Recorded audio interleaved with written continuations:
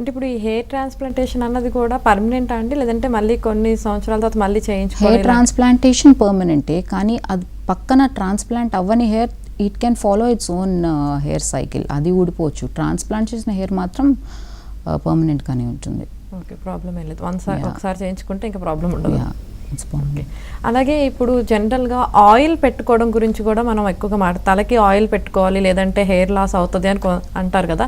అసలు ఈ ఆయిల్ పెట్టడం అన్నది ఎలా పెట్టాలండి? అంటే వీక్లీ 2 times పెట్టాలా, లేదంటే హెడ్ బాత్కి వెళ్ళే ముందు పెట్టుకోవాలా, లేదంటే కొంతమంది ఏమో హెడ్ బాత్కి వెళ్ళే ఒక 5 minutes ముందు పెట్టుకుంటే సరిపోతుంది అంటారు, కొంతమంది ఏమో లేదు మినిమం ఒక 2 hours అన్నా ఉండాలంటారు. అసలు ఎలా మెయింటైన్ చేయాలి హెయిర్ని? సో హెయిర్ ఆయిల్కి హెయిర్ గ్రోత్కి అసలు సంబంధం ఉండదండి. ఇప్పుడు మీకు డాండ్రఫ్ వచ్చే టెండెన్సీ ఉంది అనుకోండి, మీరు హెయిర్ ఆయిల్ అప్లై చేసుకుని దాన్ని ఓవర్ నైట్ వదిలేస్తే ఆ ఆయిల్ని, అంటే మీరు డాండ్రఫ్ అంటే ఏంటి, ఫంగల్ ఇన్ఫెక్షన్. సో బేసిక్గా ఆయిల్ ఆ ఫంగల్ ఇన్ఫెక్షన్కి ఫుడ్ అనమాట, ఫంగస్కి ఫుడ్. సో డాండ్రఫ్ ఇంకా ఎక్కువ అయిపోతుంది. సో హెయిర్ ఆయిల్కి హెయిర్ గ్రోత్కి సంబంధం ఉండదు. హెయిర్ టెక్స్చర్ని కొంచెం స్మూత్ చేయడానికి ఆయిల్ హెల్ప్ చేస్తుంది. సో మీరు హెడ్ బాత్ చేసి ఒక 20 minutes 1 hour ముందు అప్లై చేసుకుంటే సరిపోతుంది.